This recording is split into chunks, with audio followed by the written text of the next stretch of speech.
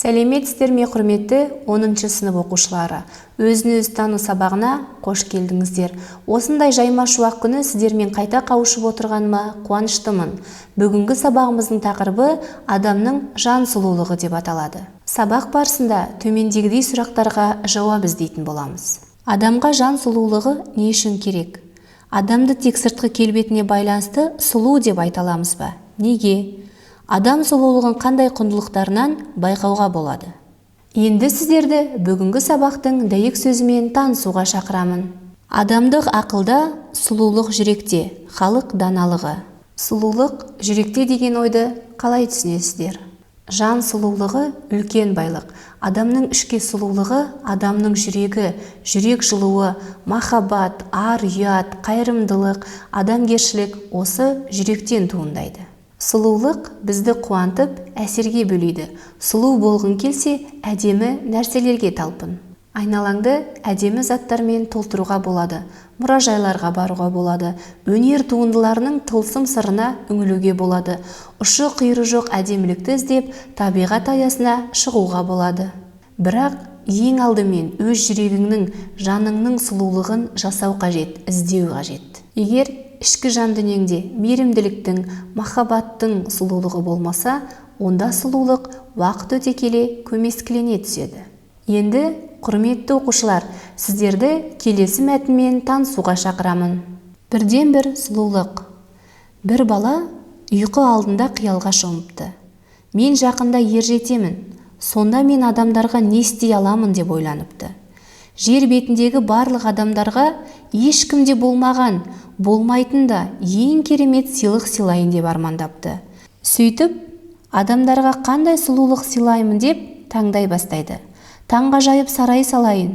Бірақ бұл ойынан тез айнып, керемет сарайлар өте көп қой деп ойлайды. Тағы ойланып, ең ғажайып ән шығарайын дейді. Бірақ кібіртіктеп, әндер өте көп қой деп ойлайды. Онда ең керемет мүсін жасасам дұрыс болады деп ойлайды. Бірақ бұл ойдан тез арылып, ондай керемет мүсіндер көп қой. Оның көңілі түсіп, осы оймен ұйықтап қалып түс көреді. Түсінде бір данышпан келіп, сен адамдарға ешкімде жоқ бір керемет сыйлағың келе ме деп сұрайды. Иә, өте қалаймын деп жауап береді. Онда неге аялдап тұрсың? Тез сыйламайсың ба? Бірақ нені? Барлығын бәрі жасап қойған ғой. Сөйтіп, бәрін тізіп айта бастайды. Сарай тұрғызайын десем, алайда барлығы салынып қойған. Бірақ данышпан оның сөзін бөліп, сен ғана сала алатын жалғыз сарай жетіспей тұр дейді. Бала әрі қарай жалғастырып, ән шығарайын деп едім, олар да өте көп. Данышпан тағы сөзін бөліп, адамдарға сенің жалғыз әнің ғана жетіспейді, және оны сен ғана шығара аласың, және оны сол сарайда шырқай аласың. Ең ғажап мүсін жасасам деп едім, бірақ жасалмаған бір нәрсе қалды ма екен?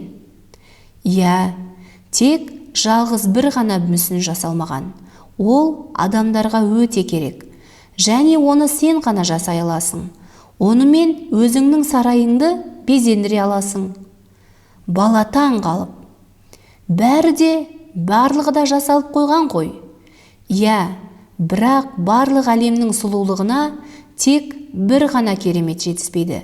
Оны тек сен ғана жасай аласың депті данышпан. Онда менің маңдайыма тап болған нендей сұлулық болды екен? Сонда данышпан сиқырлы үнімен ақырын ғана. Сарай, ол сен. Өзіңді тамаша ізгі мейірбан қыл. Ән сенің жан дүниең, оны сұлуландыр. Мүсін ол сенің ерік жігерің, өзіңнің ерік жігеріңді шынықтыр. Сонда ғана жер мен барлық ғаламат ешкім тани алмаған сұлулықты ала алады. Бала ұйқыдан оянып, күнге қарап күлімдеп, өзіне өзі сыбырлап, мен енді адамдарға қандай сұлулықты сыйлай алатынды білемін депті. Оқушылар, енді мына сұрақтарға жауап беріп көріңіздерші. Баланың арманы қандай? Данышпан қандай кеңес берді? Балаға ол кеңес ұнады ма? Бала адамдарға қандай сыйлық сыйлайды деп ойлайсыздар? Сіздер де осы бала сияқты армандайсыздар ма? Әңгіме қай құндылық туралы айтылған? Сіздер адамдарға қандай сұлулық сыйлағыларыңыз келеді? Қымбатты оқушылар, ендігі кезекті шығармашылық жұмысқа берейік. Тапсырмаларды орындай отырып сіздер тақырып бойынша түсініктеріңізді кеңейтесіздер. Василий Сухомлинскийдің «Адамның нағыз байлығы затта емес, ақыл-парасатта, рухани байлықта» деген ойын басшылыққа алып, менің жан дүнием тақырыбында эссе жазыңыздар. Адамның ішкі рухани байлығы мен оның адамгершілігі тақырыбында пікір алмасу жүргізіңіздер. Менің борышым атты жоба жұмысын орындауды жалғастырыңыздар. Әр қайсымыздың қуаныш сыйлайтын сүйікті ісіміз бар.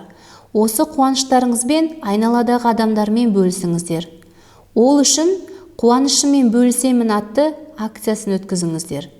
Акция барысында сүйікті істеріңіз туралы ақпараттық буклеттер әзірлеңіздер.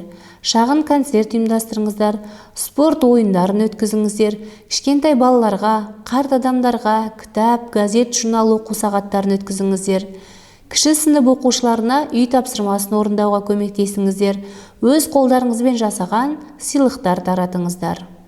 Қымбатты оқушылар, бүгінгі сабағымызды ойлы сөздермен аяқтағым келеді. Мағжан Жұмабаев: бала маңайындағы нәрсе де, сөйлейтін сөздер де, адамдардың жүріс-тұрысы да жинақы, ретті, таза, әдепті, сұлу болуға тиісті.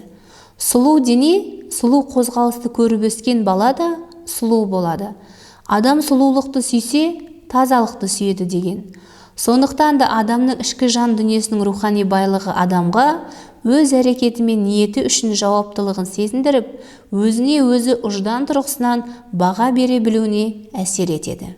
Осы ойды басшылыққа ала отырып, жадымызда ұстайық. Келесі сабақта кездескенше сау болыңыздар.